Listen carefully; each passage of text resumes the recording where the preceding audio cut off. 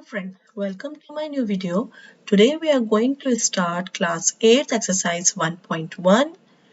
इसमें question number 1 है using appropriate properties find in first part minus 2 upon 3 into 3 by 5 plus 5 by 2 minus 3 by 5 into 1 by 6. तो इसमें हमें properties use करनी है जो हमने लास्ट वीडियो में पढ़ा है इंट्रोडक्शन में। अगर आपने उसका वीडियो नहीं देखा है तो उसका लिंक आपकी स्क्रीन पर है और मैं इसे डिस्क्रिप्शन बॉक्स में भी शेयर कर दूंगी, तो उनको चेक करके आप ये प्रॉपर्टीज इसमें यूज कर सकते हैं।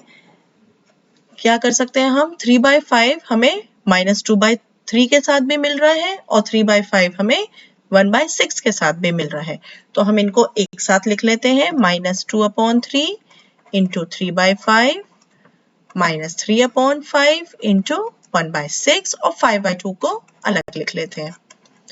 तो इससे क्या हुआ, 3/5 जो डिस्ट्रीब्यूटिव प्रॉपर्टी थी उससे 3/5 क्या होगा, कॉमन निकल आएगा और ये क्या हो जाएगा, 3/5 कॉमन आ गया, -2/3 -1/6 जो इसके साथ मल्टीपल में है वो क्या हो जाएंगे, ब्रैकेट के अंदर रह जाएंगे और प्लस 5/2 अलग हो जाएगा। यहाँ पे हम यूज कर सकते हैं डिस्ट्रीब्यूटिव प्रॉपर्टी।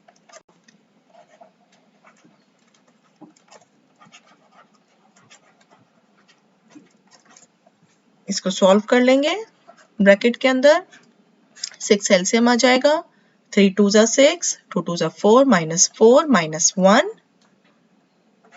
प्लस 5/2, तो ये क्या आ गया, -5/6 प्लस 5/2। अब ये जितना सॉल्व हो जाएगा इसे सॉल्व कर लेते हैं। 5 और 5 कैंसिल हो जाएंगे, 3 1 3, 3 2 6, कितना आया, -1/2 प्लस 5/2। 2 एलसीएम आ गया, -1 प्लस 5, तो ये आ जाएगा 4/2। तो क्या आंसर आया, 2। Second part 2/5 into -3/7 -1/6 into 3/2 plus 1/14 into 2/5। अब इसमें हम देखेंगे कि कौन से फ्रैक्शंस हमारे कॉमन आ रहे हैं। अब जैसे ये 2/5 एंड 2/5 कॉमन आ रहा है तो इनको एक साथ लिख लेते हैं ग्रुप बना के। तो 2/5 into -3/7 plus 1/14 into 2/5, और ये जो पूरा टर्म है इसको अलग लिख लेते हैं, -1/6 इंटू 3/2। तो इन दोनों से 2/5 कॉमन आ जाएगा और ये हो जाएगा -3/7 प्लस 1/14, और यहाँ से ये हम कैंसिल कर सकते हैं, 3 1 3, 3 2 6, तो ये कितना हो जाएगा, -1/4। 2/5 कॉमन लिया और ब्रैकेट के अंदर 14 आ गया एलसीएम, 7 2 14, 2 3 6, तो -6 प्लस 1 -1/4। तो ये क्या आ जाएगा, 2/5 एज इट इज रहेगा और ये हो जाएगा -5/14 -1/4। 5 5 कैंसिल हो गया, 2 1 2, 2 7 14, तो ये कितना आया, -1/7 -1/4। तो एलसीएम आ जाएगा 28, 7 4 28, 4 1 4, 4 7 28, 7 1 7, तो ये कितना आंसर आ जाएगा, -11/28। Question number 2. Write the additive inverse of each of the following. Additive inverse ये भी आप इंट्रोडक्शन में पढ़ चुके हैं। तो इसमें फर्स्ट पार्ट है 2/8, तो हम क्या करेंगे, इनके साइन चेंज कर देते हैं। 2/8 पॉजिटिव में है तो इसका एडिटिव इनवर्स क्या हो जाएगा, -2/8। इन सेकेंड पार्ट -5/9 है तो ये कितना हो जाएगा, 5/9। अब थर्ड में -6 अपॉन -5 है, तो पहले तो हम इसे एक्चुअल फॉर्म में चेंज कर लें। ये माइनस माइनस कैंसिल हो जाएगा तो ये कितना हो गया, 6/5। अब 6/5 का हम एडिटिव इनवर्स बनाएंगे तो ये हो जाएगा -6/5। फोर्थ में 2/-9, तो ये हो जाएगा 2/+9। फिफ्थ में 19 अपॉन -6 है तो ये हो जाएगा 19 अपॉन +6।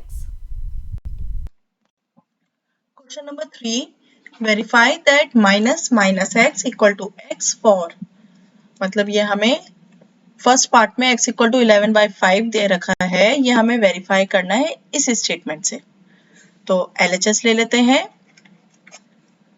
क्या है, -x मतलब माइनस माइनस और x की वैल्यू क्या दे रखी है 11/5, तो ये माइनस माइनस प्लस हो जाएगा और 11/5 आ जाएगा LHS में। तो RHS में ओनली x है और x की वैल्यू क्या दे रखी है 11/5, तो देयरफॉर LHS = RHS हो गया और ये वेरीफाइड हो गया। इसी तरह से सेकंड पार्ट में x = -13/7 है, तो LHS कितना हो जाएगा, माइनस माइनस और x की वैल्यू क्या है -13/7, मतलब फिर से -13/7 आएगा। तो ये कितना हो जाएगा, minus minus plus, plus minus minus, तो -13/7 आ गया। और RHS क्या है, x है, तो x की वैल्यू कितनी दे रखी है यहाँ पे -13/7, तो ये -13/7 हो गया। तो देयरफॉर LHS = RHS और ये verified. Question number 4, find the multiplicative inverse of the following.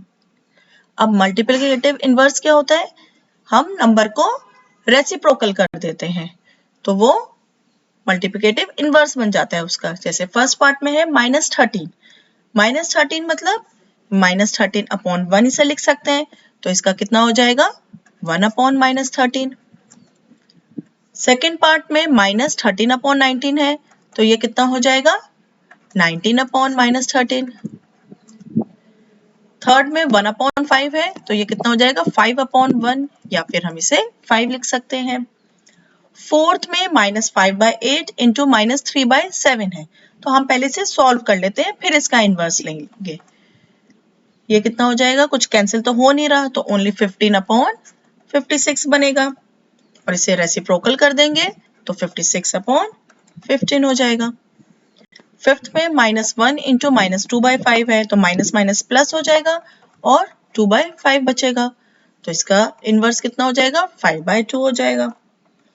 Sixth में -1 है, तो मतलब ये -1 अपॉन 1 हम इसे लिख सकते हैं, और जब ये रेसिप्रोकल होगा तो 1 अपॉन -1 या फिर इसे -1 लिख सकते हैं। Question number 5, name the property under multiplication used in each of the following. हमने जो इंट्रोडक्शन में प्रॉपर्टीज पढ़ी थी उनके अकॉर्डिंग हमें पता करना है कि ये कौन सी प्रॉपर्टी है। जैसे फर्स्ट पार्ट में है -4/5 into 1 equal to 1 into -4/5 equal to -4/5, तो इससे हमें क्या दिख रहा है कि फर्स्ट और सेकंड जो है वो फ्रैक्शंस हमारे इंटरचेंज हुए हैं, मतलब पहले फर्स्ट लिखा है फिर सेकंड लिखा है, फिर इक्वल टू सेकंड पहले लिख दिया है और फर्स्ट बाद में लिख दिया है, बट वैल्यू हमारी सेम आ रही है दोनों से ही सॉल्व करके, तो इसका मतलब ये कौन सी प्रॉपर्टी है, कॉम्यूटेटिव प्रॉपर्टी। तो हम यहां लिख सकते हैं कॉम्यूटेटिव प्रॉपर्टी, और ये मल्टीप्लिकेशन के लिए है, तो ये लिख सकते हैं of multiplication.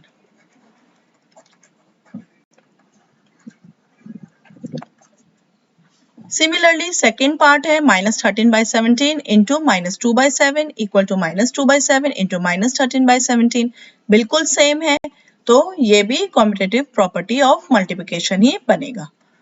Commutative property of multiplication.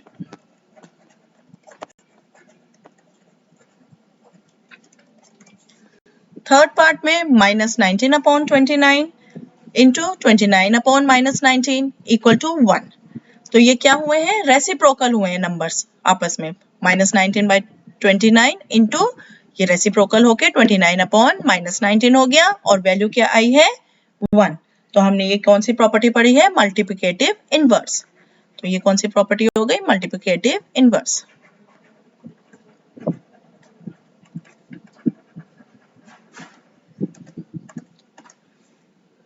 तो आज हमारे एक्सरसाइज 1.1 के क्वेश्चन नंबर 1 to 5 कंप्लीट हो गए हैं। नेक्स्ट वीडियो में हम इस एक्सरसाइज के क्वेश्चन नंबर 6 to 10 कंप्लीट करेंगे। अगर आपको मेरा वीडियो पसंद आया हो तो उसे लाइक करें, शेयर करें, मेरे चैनल को सब्सक्राइब करें, कमेंट सेक्शन में बताएं आपको मेरा वीडियो कैसा लगा। मिलते हैं नए वीडियो में।